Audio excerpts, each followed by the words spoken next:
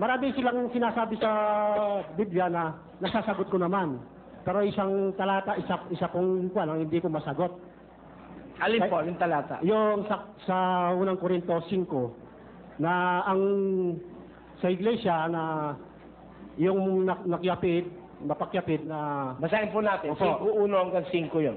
Ano po, hanggang 5. Sa kasalukuyay nababalita na sa inyo'y may pakikiapid.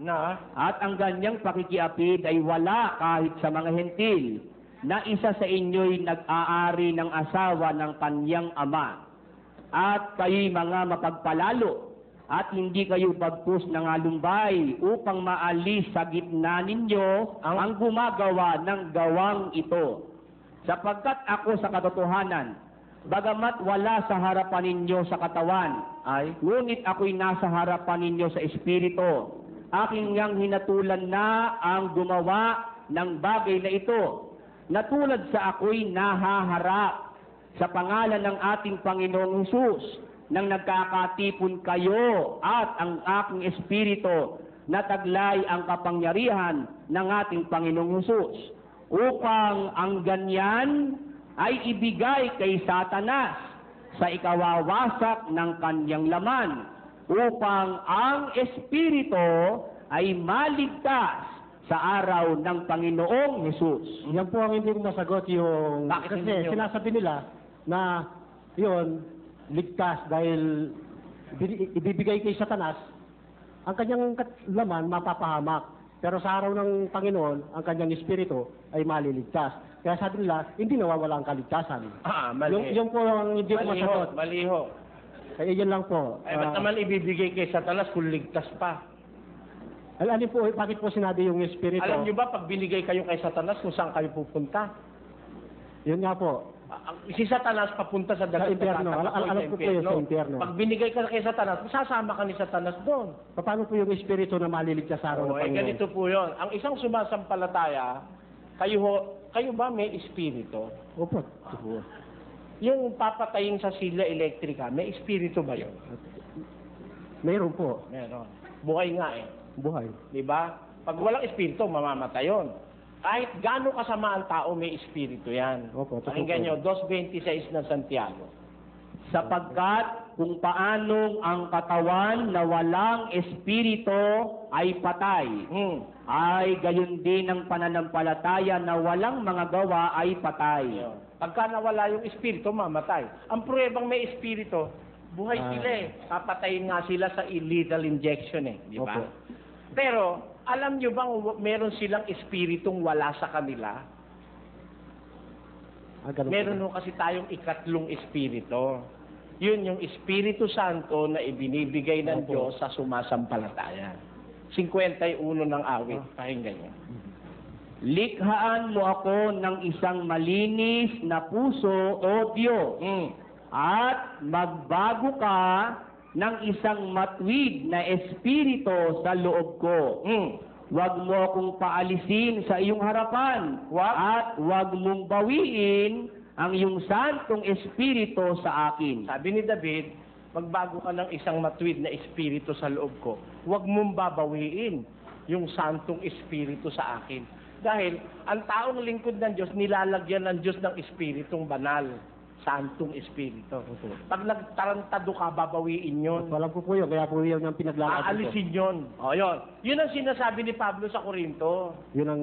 Ibigayan kay Satanas para yung espiritu maligtas. Babawiin ng Diyos yung espiritu para wag masamang madala sa impyerno. Pero ikaw, dadaling ka sa impyerno. Wala na po espiritu yun. Paano po pag nagsanibuli yung espiritu at saka yung katawan? Hindi, ang aalisin sa'yo yung espiritong banal eh. Pero yung espiritu ng buhay nasa iyo yun. Dahil hindi ka naman pwedeng parusahan kung wala kang buhay eh. Ganun po ba? Mararamdaman mo ba yung apoy kung wala ka naman buhay? Kahit litsunin ka, pagkapatay ka, hindi mo maramdaman eh. Pero para maramdaman mo yon, yung espiritu ng buhay nasa iyo yun. Ang wala lang, ang ililigtas, yung espiritong banal, aalisin yun, babawiin. Yun yung sinasabi ni Pablo, na hindi naiintindihan ng pastor ng Baptist. Yun lang po naman ang hindi lumalabas, ang pakahulugan ng Baptist, mali. Bakit? Kahit mangalo niya ka, kahit anong gawin mo kademonyuhan, ligtas ka pa rin. Ganun ba ang Kristo? Sa akin po, bakit may mapapahamak pa kung lahat ng tao'y ligtas? Sa baptist, lahat ng tao ligtas eh. Kahit anong katarantaduhan lang gawin mo, ligtas ka pa rin. Diyan nga po kami nagkakatalo. Ay, maliho yun. Alam nyo, Oo. naiwawala yan eh. Yung espiritu, pwedeng mawala yan sa iyo eh. Basahin natin. Mangag-ingat kayo sa inyong sarili upang huwag ninyong iwala ang mga bagay na aming pinagpagalan. Naiwawala po yan eh, ang kaligtasan. Okay. Mag-ingat kayo, baka maiwala ninyo ang bagay na aking pinagpagalan. Hindi po, siguro, hindi po dahil po, marami lang po ako, nakikinig po ako sa inyo. Sa Biblia po, ang Biblia po totoo. Kaya hindi ako naniniwala sa kanila. Talagang totoo po yung Biblia. Tama po, nag-aabuloy po ako, pero hindi ako magbibigay ng ika po. Dahil nag-aabuloy pa rin kayo sa kanila. Ay, nag-aabuloy po. Matapat din pala kayo. Alam nyo nang niloloko kayo. Hindi naman naabuloy po. Sa akin po, ganito po. Sa akin, hindi ko iniisip yung ika po. Kung talagang kailangan ng iglesia. Kahit husing ko, hindi nyo dapat abuluyan yung mga yun eh. Kasi po, Alam nyo nang mali ang aral, dinadagdagan nyo pa ang kanilang pera para makapandaya pa sila sa lalong marami. Kaya mali po yung ginagawa nyo. Huwag kayong magagalit to. hindi po. Pinaaralan ko lang kayo. Na pag nasubukan nyo na ang isang tao manluloko, mali ang aral, huwag na kayong mag-abuloy kahit 5. Kasi pinararami nyo lang ang puwersa para ang tao magdaya pa sa kapwa. Hindi po Bawal kasi. yung abuluyan yung mga ganun. Kasi po doon sa amin, kami po nagsimula. Kahit na host kayo pa nagsimula, kung nakita nyo ng mali, layasan nyo na, basa. Sa totoo lang po, 3 buwan pa lang ako nakapakinig sa inyo. Pero noong pa Ay, hindi ko naman sinasabi Opo. pumunta kayo sa akin. Hindi Pero po, hindi pag nakita nyo na yung inyong kinalalagyan mali, batas ng Diyos, alisan mo yun. Basahin natin.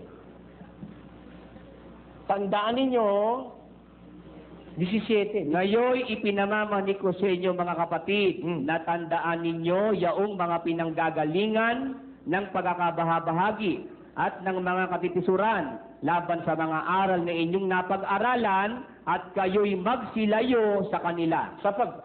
Sapagkat ang mga gayon ay hindi nagsisipaglingkod sa Kristong Panginoon, kundi sa kanilang sariling tiyan at sa pamamagitan ng kanilang... Aabuloy ka pa ron eh. Sa tiyan lang naman uuwi yung aabuloy mo ron. Hindi po, kasi po, doon sa amin po, kami nagtayo ng kapilya, kami lahat. Yung pastor po namin talagang kawawa dahil wala naman po suporta eh, yun lang binibigay namin. Kaya nga kasi, paano kayong magiging kawawa yun eh? Ang ginawang hanap buhay ay relihiyon. Hindi yung ginagawang hanap buhay ay relihiyon. Kailangan sa mga aral, matutong magsakripisyo. Hindi aasa mo sa miyembro, lalamunin mo palagi. Masama yun. Ang kanilang pinaglilingkuran, tiyan, sabi ni Pablo. Yeah. Sana po hindi ako maulawa ng mga kasamahan ko dahil baka kasi marami naman nung nakikinig kayo sa TV eh. Kaya Alam nyo, ako po, din eh. hindi ako naaawa sa mga pastor na nanloloko eh. Naaawa ako sa miyembrong niloloko. Pero pag pastor, alam kong mali ang tinuturo. Nakausap ko kasi yung pastor nyo rito si Pastor Tuason. Tinanong ko yun sa cross-examination, diyan sa Angeles. Ibig mo sabihin ka ako, once saved, always saved. Kahit gumawa ka ng kalokohan, ligtas ka pa rin. Oo ka, kahit mambabae ka. Oo, kahit pumatay ka. Oo, kahit ano pa gawin mo, ligtas ka pa. Oo, dahil tinubos ka na ni Kristo. Sa laula pala ka ako relihiyon mo eh. Sa laula, kahit ano gawin mo. Ba't ka pa magre-relihiyon? Huwag ka na mag-ikapo, huwag ka na sumamba, huwag ka na dumalo. Total, kahit ano gawin mo, ligtas ka, magbulakbul ka na lang. Araw-araw, isang babae, isang asawa, masarap yun. Araw-araw, iba-iba. Hindi, ligtas ka rin lang eh. Di ba? Yun ang turo ng mga Baptist. Kinalulungkot ko sabihing mali yun. Kasi kung kahit ano gawin mo, ligtas ka, huwag ka na mag-relihiyon. Araw-araw, iwan mo na yung asawa mo. At araw-araw, punta ka sa Nueva Ecija. Mga 1 linggo. Pagsawa ka na, punta ka naman sa Kabanatuan. Sige po, Ganun gawin mo. Yan ang mangyayari. Maraming salamat po. Maraming salamat po.